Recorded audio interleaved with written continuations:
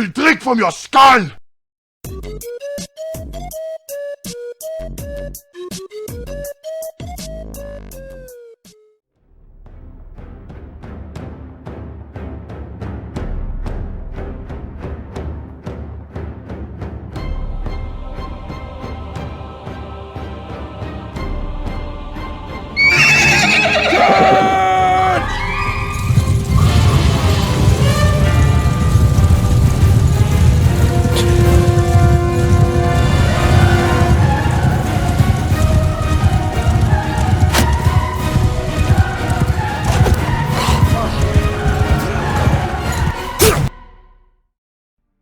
Mount and Blade. Mount and Blade, developed by Tailworlds Entertainment, one of the most renowned and famous series on Steam and console, based on action roleplay, giving the players the ability to action roleplay, taking place in the medieval land of Calradia. These games feature an open world where players are able to join a wide choice of factions, fighting as a mercenary, assuming the role of an outlaw, or set their eyes on becoming a lord. The original Mount and Blade was released in 2008, receiving mixed reactions from players. Players and reviewers praised the game for creative combat mechanisms, a complex character skill system, and of course the larging modding system, while also receiving criticism from its poor dialogue, locations, repetitive quests, and of course its low graphics quality. Then the standalone expansion, Mount and Blade Warband, was released in early 2010, with the addition of the spin-off expansions with Fire and Sword, Napoleonic Wars, and Viking Conquest released after. By 2015, the series sold over 6 million copies worldwide. Fast forwarding to March 30th, 2020, the much anticipated sequel Mount and Blade 2, Bannerlord, was released, receiving a positive response by players and reviewers so far. So for today, me, Mark, and Daniel are going to be reviewing it ourselves and giving our opinions. Emphasis on our opinions, on what we think about the game so far in its early access state, and what could potentially hold in its future. So like I said, I'm here with Daniel today to talk about Bannerlord and our opinions on it, and the first thing we're going to be starting to get into is the pros about Bannerlord, and here's Daniel. Say hello. Hi guys. And we're going to be getting into the pros like I mentioned, so Daniel, what do you think about the game so far? I think the game's it's in a really good place. Obviously, it just came out and it's still in early access, but it's getting almost daily updates from Tailworlds, so you can tell that they really care about the game. Yeah, there's some content missing, but that will all come in the future, and the base, what they've created, is actually really great. I agree with the fact that they're updating every day. Almost every save that I happen to load up, it's like saying, do you want to load this game with the different modules? So it's good to see that the developers really care about the game, updating it on a daily basis. Anything else would you like to add? Not really. We can go straight into the pros. Straight into the pros. Okay, so the first pros that I would like to mention is that Bannerlord is a visually appealing game. Every battle I've gone into, I've always had to take a second out of the battle just to enjoy the gorgeous visuals of the game and the animations, the blood. Everything works really well, and I think that aspect of the game, they've done a really good job so far, I would say. What about you? Yeah, the graphics are definitely amazing. As of this point, I've played about 3 games, and I think you've played. So I've been able to go around to different portions of the map where my faction has been based, and can you yeah, state it's really who beautiful. You played as so far? I played as the Sturgeons, which are basically the Nords. I played as the Empire, and then I played as the Vlandians. So they're all different locations in the map. Yeah, I played as the Botanians, which is the Celts. More or less the same area, so we've kind of seen a lot of the same things. Yeah, but it's definitely really great. The visuals are amazing. I remember when I first loaded up the game, I was like, "Wait, is this Mount and Blade?" Yeah, especially the audio files. Definitely compared to Warband, which is what we've all had to play for the past almost 10 years. Yeah. But no, yeah, the animations are really, really solid. They're really fluid. They pertain to gameplay a lot more. Instead of just moving your mouse to the right, you have to move your mouse to the right and aim where you want your swing to go. They've even had it like fucking hit markers and stuff like that. Yeah, blood will appear on your character as you take damage. It's all been The animations and graphics are You can tell a that huge it's just step up not the and they're same great. game. Like how some games they updated and it's just visually updated, but they've added a lot more content in it. Sure, there's still a lot to add, but you can already tell it's a huge difference just from Warband already. Yeah, definitely. So now that we more or less talked about all the basic stuff surrounding a game, the visuals, the audios, we're now going to be moving on to what's important to players such as us, which is the gameplay. And one of the first things that we're going to be talking about is the character customization, because it's the first thing that you see when you start a new game. And Daniel, would you want to talk a little about your experience in the customization? Yeah, the customization is definitely a huge step up from Warband, especially starting off with the visuals. As we character art looks significantly or sausage links. So that's great because it already makes you feel way more connected to your character because you can make them look way closer to what you look like or what character you want to create. And then also it's great because you get to develop your backstory way more than before. So for example, you get to choose your culture. So kind of like you get to choose where you were raised and how you were raised. So that would be like you can choose the Sturgians, the Empire, the Asurai, that kind of thing. And going along with those, you get a bonus for them. And all these bonuses are different, so they can totally change your playstyle. So for example, the Vlandians, which I've played before, their soldiers get a 20% increase to experience, which is always useful. And then the Sturgians get a snow speed penalty reduced by 20%, so you move a little bit faster in the snow, which comes into effect later in the game with seasons and everything. Mm-hmm. Yeah, and it's awesome that you also get to in Warband you were previously able to determine what you did as like a child and that kind of thing, and then as a young adult. But here you actually get to see what each choice you make from childhood to young adulthood actually makes on your stats, because the skill tree has been reworked, so you get to see what actually gives you points in your stats, and I think that's really awesome. Yeah, that is a noticeable difference. I think since I've been playing as a coach, I get a boost walking in forest, so I think it's cool. I just really like how every kingdom has a really specific kingdom ability, if you can call it like that, which really changes how you play the game in some instances. But I agree with all the points you made so far.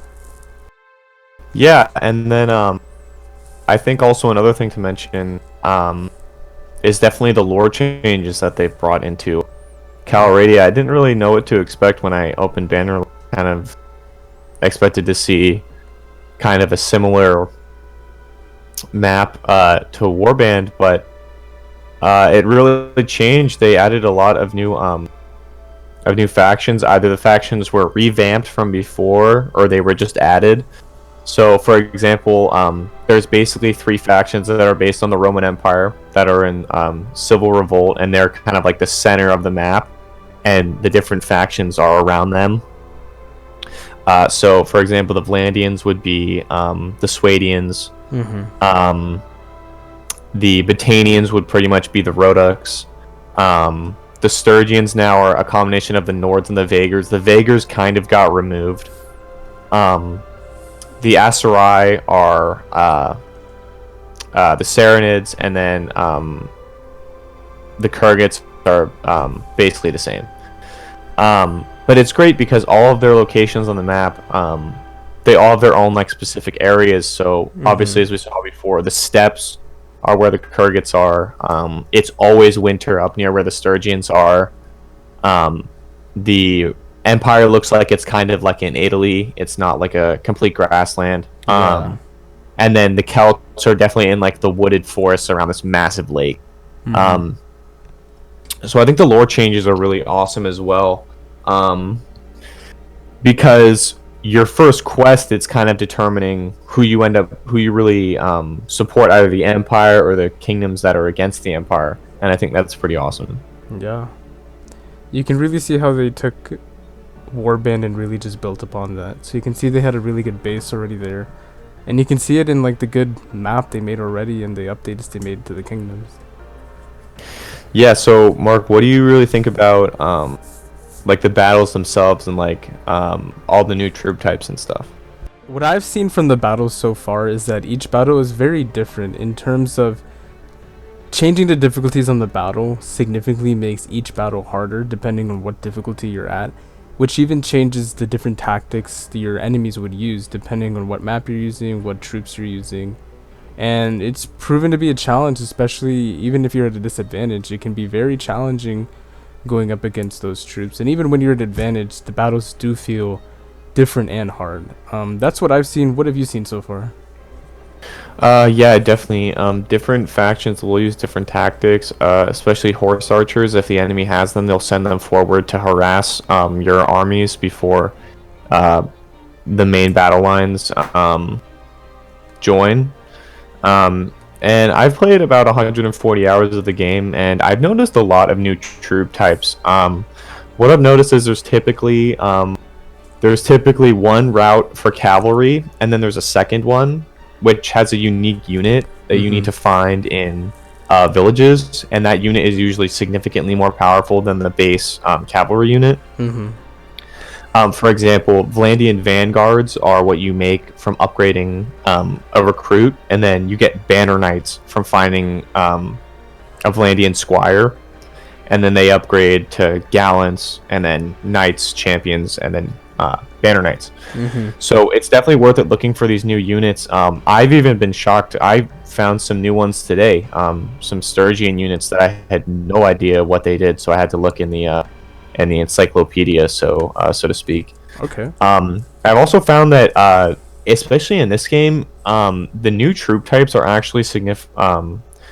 Like with all the new troop types, it actually makes all different types of troops viable. Except horse archers, they're a little iffy. I haven't found them too useful. Okay. But especially having a solid core of infantry, I found is almost mandatory, as well as a lot of archers. Archers are tad overpowered, I think. I typically have about 50 archers, and you can usually win battles where you're significantly outnumbered by sitting on top of a hill. And with the new morale system, if you kill enough of the enemies quickly enough, the enemy will start retreating, and then you'll win the battle. So yeah, especially like there isn't really like, you can't really run like a full party of cavalry like you used to in Warband, which I used to just run like 100 Swadian knights and I would win battles like outnumbered 10-1. Like you can't do that here, because the lower level peasants and recruits are significantly more lethal against your higher level knights and legionaries, for example. So your men will get totally overwhelmed. Like it's like a swarm of peasants that come and just like overwhelm all of your men.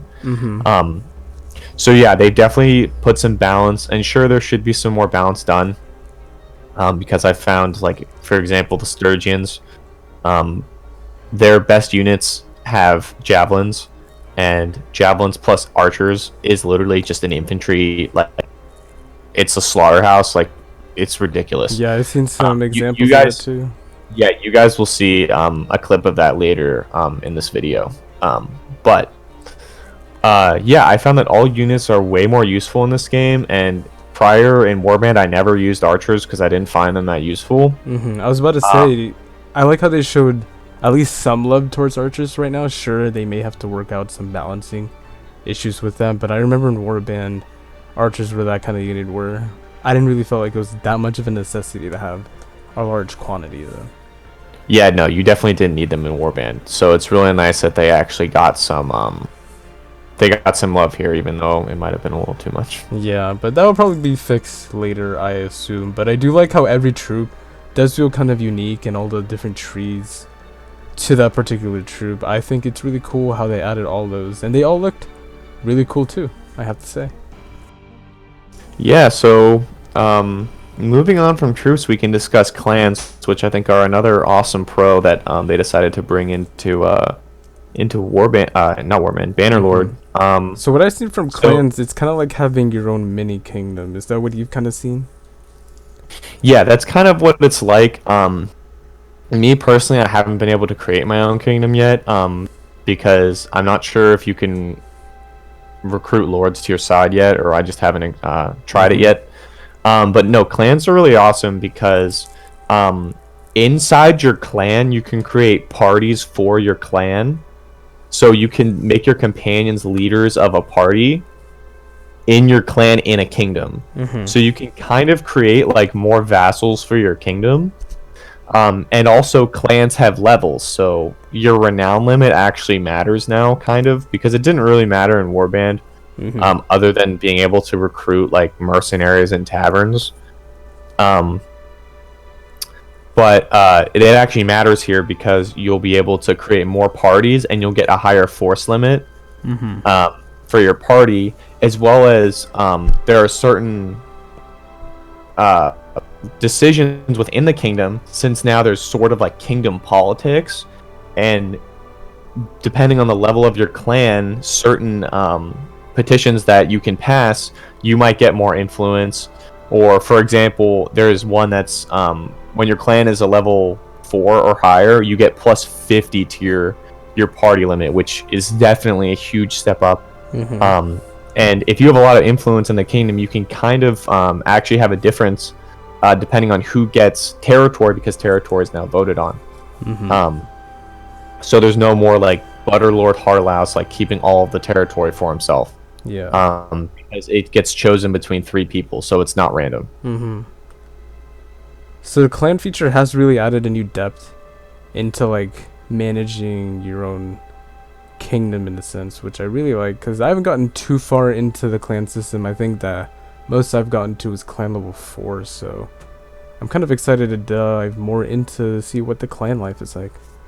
Yeah, and I think just some finishing remarks about a couple of the pros of the game. I think there's just a lot of little things that might slip under the radar in our review, but we decided to point out a couple. I think capes are really cool. They added a cape, and every kingdom has really like their own kind of cape too, which is every very kingdom has their own kind of armor. So the Celts wear like, what do they wear, Mark? They wear I'll probably show it on screen. I can't remember off the top of my head, but it's like a Highland cloak, something like they wear like Highland cloaks. They wear I can't remember, but they're basically the Celts, so like Scottish clothes. The Empire has like Imperial armor. Which the looks really cool. Yeah, kind of like northern plated armor. The Vlandians wear like regular knight armor, so like coat of plates, if you remember that from Warband. The Astrai wear like cloaks and stuff, and then the Kurgats wear laminar and stuff like that. So it's really cool. I think the armor looks way better. Like for example, I wrote like no terrible full plate from Warband. If you guys can remember how bad that armor looked, that's not a thing anymore. All the armor looks great. And moving on, I also decided to mention that ranged and throwing weapons are way more viable in this game. I'm not sure if it's because they changed the crosshair, but I found javelins are very, very strong, which is different because in Warband they were trash. Then you never use them. You either use a bow or you wouldn't use them at all. And the ability to use them isn't really based off of your skill, which is really cool. So you won't be like throwing a javelin and have it go miles off course because you're only like a level 10 in throwing. Yeah. So what have you thought about one of my favorite features, executing lords? Yeah, I think executing lords is really cool. I've only done it like once or twice.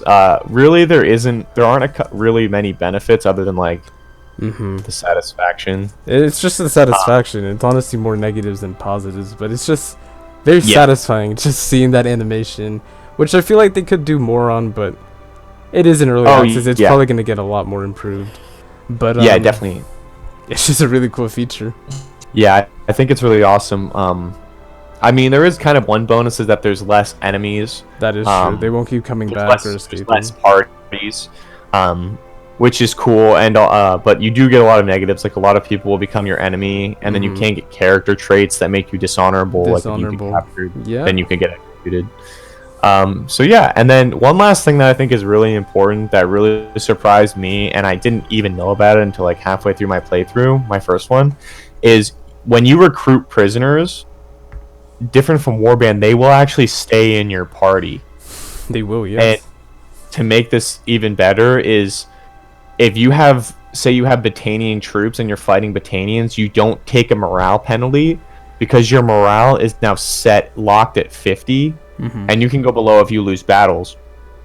But that means you don't have to be continually fighting battles for your men to like stay in your party to keep morale, so your men won't immediately like run away if you have like terrible morale. That's not a thing anymore. So you can recruit prisoners, so you can have like a core of Imperial cataphracts if you want, which are really good cavalry, and then you can have some Botanian archers, and then you can have Sturgian infantry, you can have Kurgat horse archers. It's really great because now you can kind of really make like the whole like heir of Calradia, you can make like a whole army with all the different troop types instead of having like a certain amount of your army like have low morale just because you're fighting their kingdom. I think it's made it a lot more tactical, keeping in mind which troops that you should keep out for. So oh, definitely. Capturing Imperial Equettes or whatever they're called, and Imperial Heavy Cavalry is definitely what I go for immediately because they have a really high join rate. They want to join your party pretty quickly, and that's great because you can just make a massive cavalry army.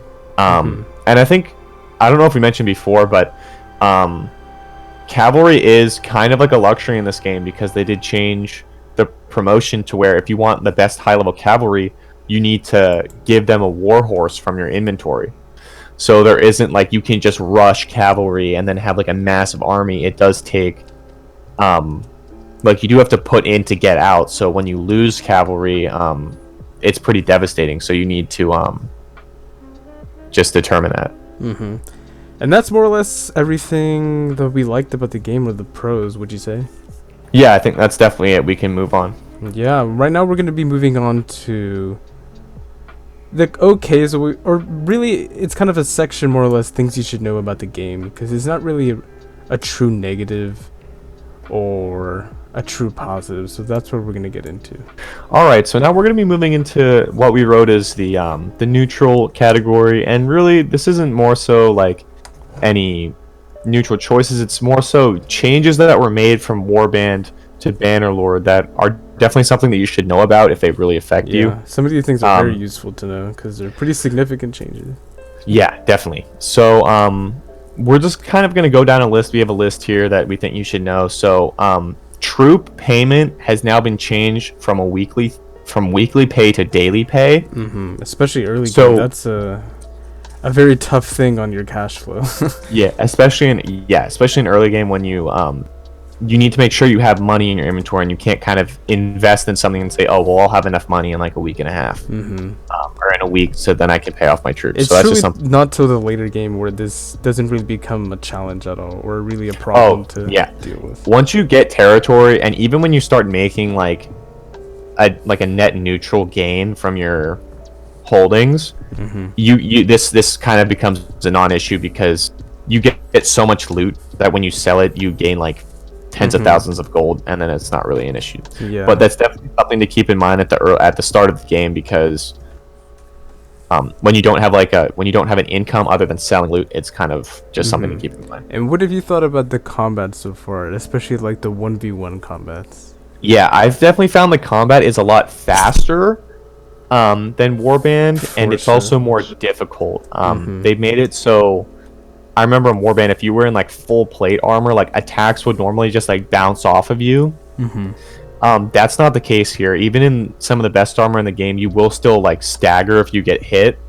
So you can't kind of just like be backing away from like 50 troops just like swinging your sword getting kills. Yeah, that's not something you can really do anymore.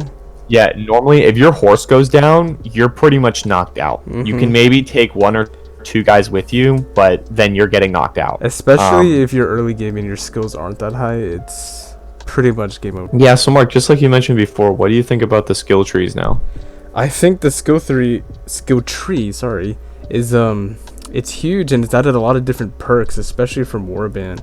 However, what I found is that healing up, or leveling up should I say, is rather slow, and therefore you don't get enough points to increase XP to a certain skill, kind of making some skills inaccessible until like very late game. I don't know if that's also what you found as well. Yeah, I think definitely some skills are very difficult to level up, particularly engineering, because the only way you can level up engineering is to build siege engines, and that's rather difficult to do. Yeah, and it's really difficult to level up some of the skills, either because the opportunity to do it is really, there isn't that much of a chance to do it in general, or also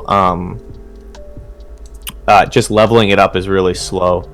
I think that's, for example, tactics is really hard to level up, even if you put like 3 of your points into it to make it level up faster. But yeah, and that can be, you can supplement this by putting more of your attribute points when you level up 3. When you level up 3 times, you get an attribute point, which you can put into one of your attributes. So like strength, control, that kind of thing. And you can put those into attribute points for determining what you want. But regardless, some of them do level up pretty slow. I think the perks are really cool as well. As you level up, you usually get some perks, and some of them like have a pretty big effect on gameplay. So, for example, in the pole arms category, there's one called Horse Slayer, which gives you 70% increased damage to horses, which I think is really useful. So now instead of me having to kill the man on the horse, I can just take out the horse, and then the cavalry's been neutered. So that's definitely something to think about. Maybe they'll put some more changes in there, add more opportunities to get some of the skills on the bottom, especially like medicine and engineering. Yeah. But yeah. So something that we kind of mentioned in the beginning is this game looks visually appealing, and one of the reasons for that is the different changes in the seasons, going from winter into fall, fall to spring, and spring to summer. But what I found is that, does it really affect the game much? What do you think? Not really. I haven't really seen it have much of an effect on the global economy, because the global economy is pretty robust actually. Like supply and demand is actually pretty much a thing. And you'll see caravans going across all the time. And caravans now belong to specific notables in a city, instead of like a kingdom now. So that also, and they're much faster, so they don't get raided like 24/7. Yeah, they're a lot faster. But no, I haven't found seasons really affect much. I haven't seen it affect food production really, unless I've been missing it. The only thing it does is add more snow to the northern part of the map, which helps Sturgeons, but that's about all I found. Yeah, for me, but I just noticed that when it snows I just move slower, which isn't a huge change to the game, but as long as it looks nice, you know. Yeah, so moving on to more character-focused things. What do you think about the marriage system?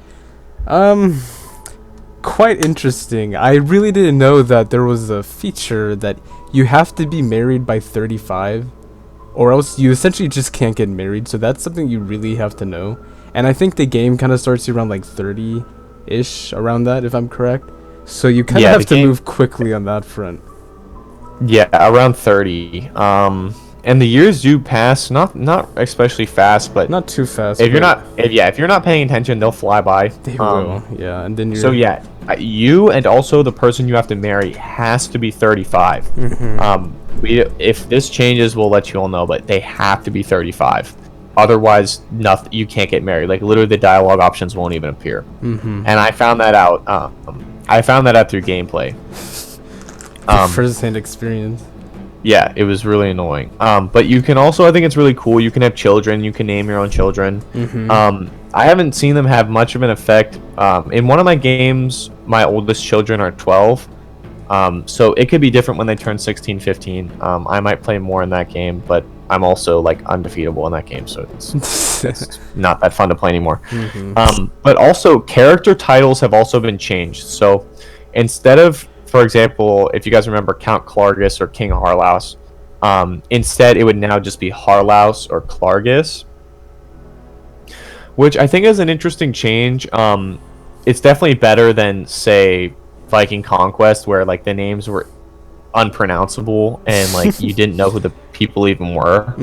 But it is kind of weird when you fight a battle and you win, and then you realize that was like the king. The king, and you just see, oh, hey, The it's king, Caladog. and you just like beat him. Yeah, like Calidog or Deathbird or like Regia, and it's just kind of strange. So I'm not saying they should add them back because it is kind of nice not seeing it, but I think it would also be useful to at least put the title of like the ruler, so then you know, like, oh, this is like the king, like if I fight them I could get a huge ransom. And also I think I forgot to mention that when you fight someone in a battle, they will always get captured if you knock them out. So it's no warband like they have managed to escape, like even if you personally like 1v1 duel them like on the battlefield and beat them. But it's really nice now because they can actually get captured, because at least you capture them and there is no like they managed to escape. So yeah. And also before we go, I think it's important to mention armies, which are the new version of like the marshal in warband. So armies, you all join your parties into one big party, and the leader of the army, which can be anyone, you just need to pay influence to have your other vassals come help you into an army. It's a good system, but I think there are a lot of problems with it. For one, the enemy AI, or just the AI in general, will decide to overfill their party and then join an army. So you can kind of beat armies by just following them as their numbers like drain out. And then you can attack them when they either split up or they have a low enough number. And also I found that the food and the army cohesion go down way too fast in an army. The army cohesion, literally armies can stay together for maybe a week and then they have to separate, which I think is a huge problem, because you can't really campaign when your army lasts 7 days. So more or less all the things we've been talking about is single player, and that's what most people will come here for. But there is a multiplayer feature to the game, which unfortunately I haven't been able to experience since it keeps crashing on me. But have you experienced anything? Because I do know a couple of things about multiplayer. Well, for one, it's incredibly laggy, which obviously this is an early access game, so I can't even fault anything for being laggy. But I've also found that for some reason, I don't remember if this was in the Warband multiplayer, but there's no duel mode, and you can't organize your own battles with someone. I think that would be really easy to implement, and I think that'd be great, because sometimes I just want to duel mark instead of fighting with like 400 other people or like a ridiculous amount of other people. And it's laggy, so I think that's just something to mention. Some of the modes that I know they do have is siege mode, which is more or less an attack and defense mode. They do have a team deathmatch mode, which is pretty self-explanatory. You join a team, kill the other team. They also have a skirmish mode, which is essentially a 6v6, I believe, PvP mode, where a player starts out with a limited amount of points that they need to spend each round they spawn. And there's better tier troops and equipment. It will cost more points, so players have to be kind of strategic about them, but they can also spend them. And lastly, they do have a captain mode, which is essentially leading a group of AI players into battle. And this is essentially just a 6v6, it's just like an extension of that. But multiplayer, I feel like it's not going to be an essential need to play unless they do add like a co-op campaign mode. I feel like that would be extremely fun, but very hard logistically to do, which I kind of understand, but what do you think? Yeah, that would definitely be extremely difficult to implement. I think the entire community has been asking for something like that for a really long time. There have been rumors about it, but I I doubt that it might happen. Yeah, I think the only way they could implement that is they have to leave the timer running continually, and that's kind of the only way to do it. I don't know how battles would work. I guess it would pause it for the entire lobby. Yeah, there's just a lot of problems that they need to work out if they actually did that. So I definitely wouldn't count on that happening. Yeah. So moving on from multiplayer, have you noticed anything about the story mode so far, or if there's really a significant storyline to follow? Well, I think a lot of people I know have been bashing the story, but I think it's important to note that like Warband didn't have a story. It did not, no. So like, yeah, the story is a bit, I mean, it's not all there, obviously. Because your brother says he's going to look for your younger siblings, and then you never see that bitch again. Pretty much. You never see him again.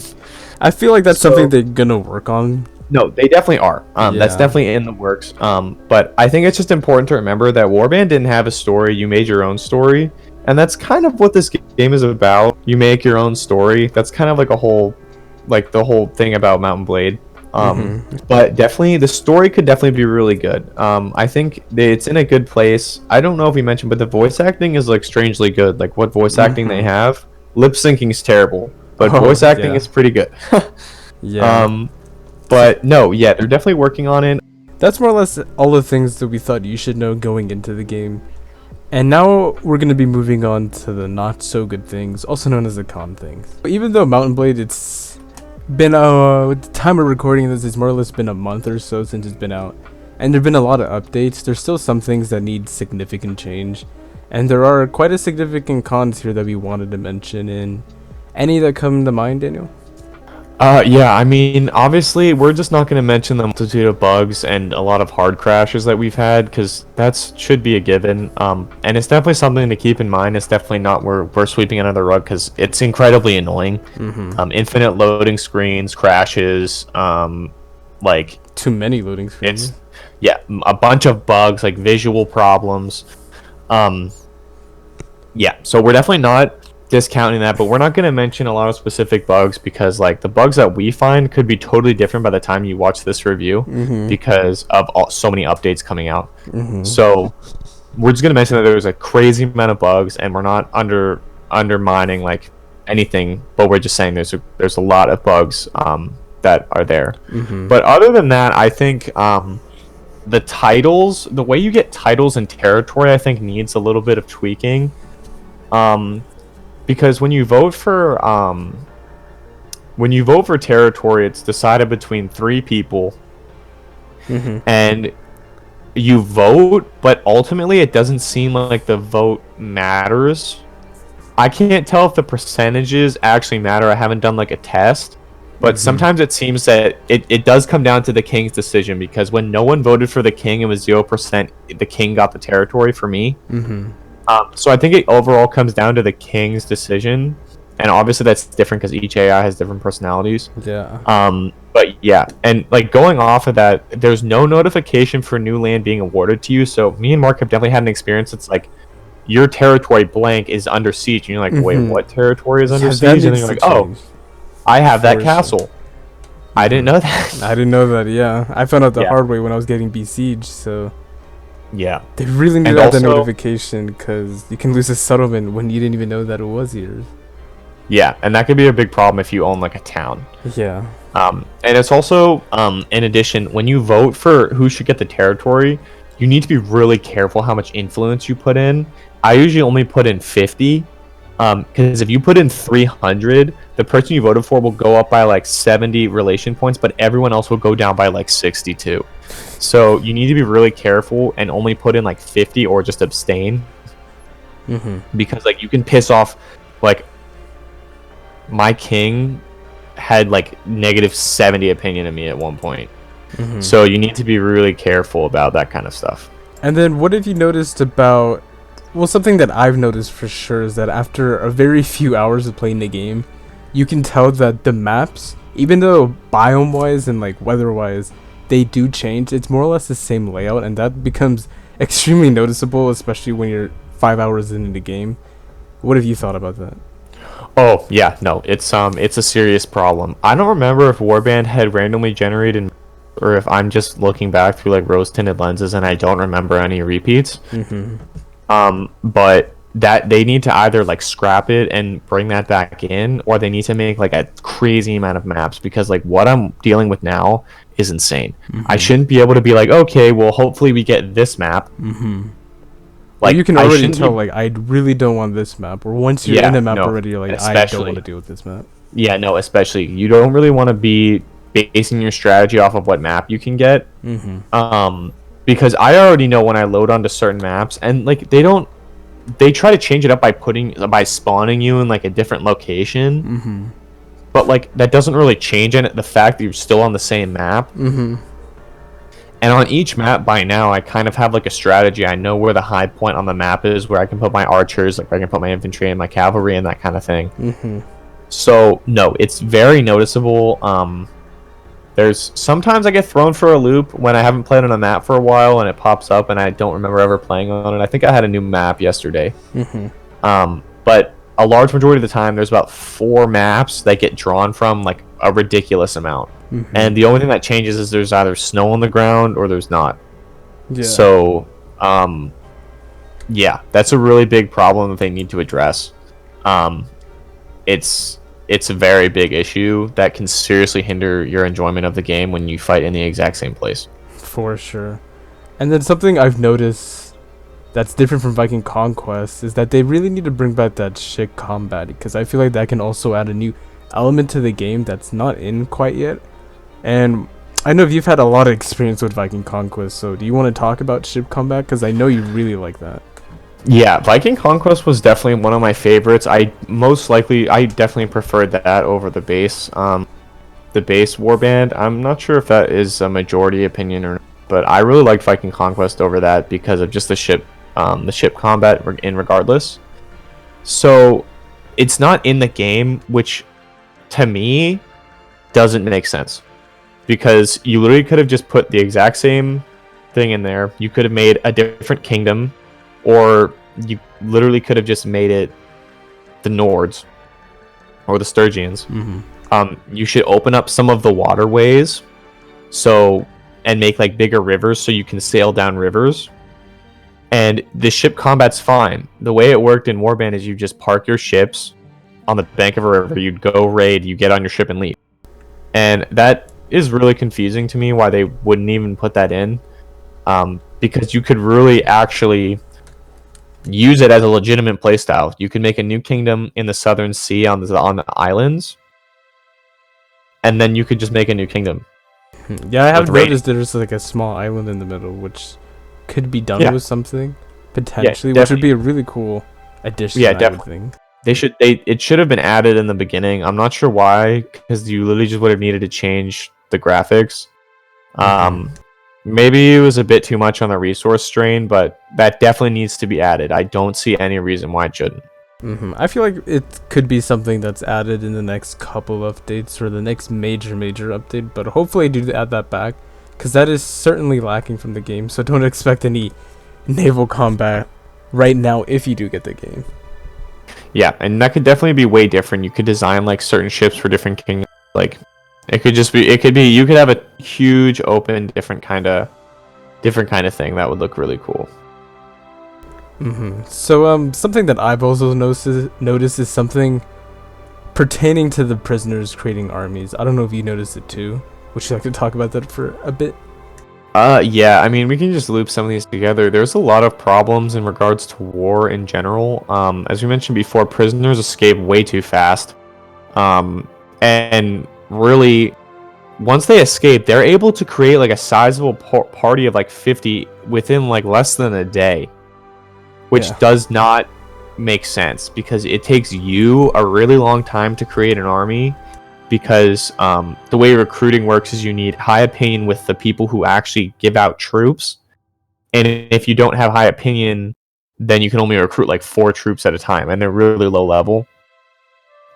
But for some reason, these captured lords that you release or that you ransom can create parties in like less than a day and a half, essentially. Which is ridiculous, because they can just swarm you and overwhelm you. And that's a really big issue that needs to be addressed. They need to nerf the lords to the player's level, to where they can't just get like an insane amount of troops ridiculously fast.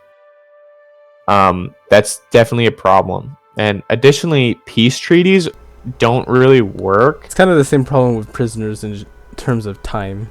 Yeah, peace treaties, they seem to like declare peace, there's no notification, and then within like 4 days you're at war again. It can even be which doesn't make sense, because I've seen it happen in like 2 days. So what's weird is, I'm not sure if there is a truce mechanic, but in Warband it even said in the log that is bound by truce to not attack this person by a certain date. And that needs to be added again, because I don't understand why like my kingdom keeps declaring war on another kingdom, and then we just keep making peace even when nothing happens. So essentially, yeah, that's something they have to look at. Is there really anything else that you wanted to mention? Any final thoughts about these cons? I think there's some problems on the world map with lords catching you and like talking to you, there's like a way too big of a gap from where they can like talk to you.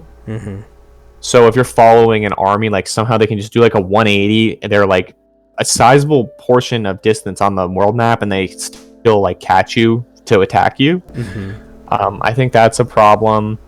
I think money is a bit too easy to get late game. There's also a problem with inventory space. Like if you have horses in your inventory, you can have like an inventory capacity of like 48,000 items. That's a bit of an issue. It gets rather unwieldy. And I mean that's mostly it for me, other than like visual bugs on the world map, like running through, like running on water. I don't have anything else. That's happened to me a couple of times. Yeah, do you? There was one thing I wanted to mention, which is kind of a glitch, so I kind of didn't want to. It kind of pertains to when you're trying to have dialogue to a lord, and you are in the intent of trying to fight them, and then you try to fight them, it kind of just exits out the whole thing, and then you have to talk to them again in order to fight them. That's just more of a nuisance thing and more of a bug, which is something that I wouldn't be too worried about. But at the top of my head, there's really not much I could think of, apart from the lack of dialogue from many characters throughout the game, where there's really no reason to talk with them, which is kind of a shame. For example, when you get married to the game, talking to your wife really doesn't become important really at all, because you don't really have much to talk about, which is something I hope they change, because I feel like that could be a new element to the game that can really be enhanced. But yeah, I think you have the syndrome of, I have a question to ask. Huh? What is it? Never mind. Yeah, that pretty much pertains to any character other than Lord. Yeah, so that's also an issue. And then I think that kind of wraps it up. Out of 10, let's say, what would you give Bannerlord, Mark, and why? I think I'd give it like a 6.5, for the reason being that sure, there are a lot of positives and there's quite a few cons, but I feel like a lot of these cons are mainly kind of just glitches and the lack of content, which, who knows, in the very next update they could be all changed and this video can become irrelevant. But for what it is right now, for when we're recording it, I say it's a 6.5. Yeah, I think I would agree with you. I think I'd go a little 6, because since I've played a lot, not a lot, but I've played more than you, I'm kind of getting worn down by the same maps. Also, I see more bugs and glitches, and really past becoming a lord, there's no reason to keep playing. Which I guess is the same as Warband. But I think there's a lot of things that are going to be added that need to be addressed. But other than that, it's a great game. We'll definitely return to this. We'll definitely return to Bannerlord to show you how it's going. But yeah, I think definitely at this point, if you are looking to buy Bannerlord, you need to know exactly what you're getting into. I feel like if you're a previous follower of the series Mountain Blade, it's a game that you should get. But if it's a game more or less you kind of just want to get because it looks interesting, I would say wait now until maybe there's a sale or a couple significant updates have gone by. Yeah, definitely. I think unless you know that you love the Mountain Blade formula, then wait, because I have complete faith in Tale Worlds that they'll be able to create a great game out of what they have. I'm sure they're already working on a lot of things. There's already been like 12 updates, like 13 updates since the game came out, so they have a really passionate group of guys working on it.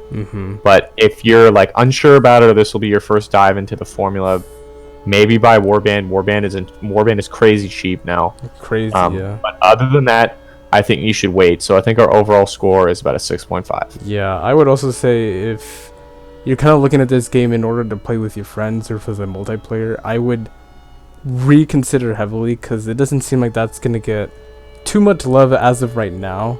So I would wait on that front as well too. But yeah, that's for the reason I'm going to stick with my 6.5. Well, with that being said, I know this is kind of a longer discussion, but it's a game that we're both pretty passionate about. I would say more for Daniel, because he's kind of had a lot more time playing in the series than me. But it's a really cool game, even though I'm kind of a newer player, but I've really liked it as well. But with that being said, I really want to thank you for watching this video, and let us know what you think about Bannerlord. What are your experiences throughout the games? Do you disagree, agree with some of the things we said? Let us know. I'll also be linking Daniel's channel in the description below, because he does have some Mountain Blade content as well. If you want to look it out, it's quite interesting.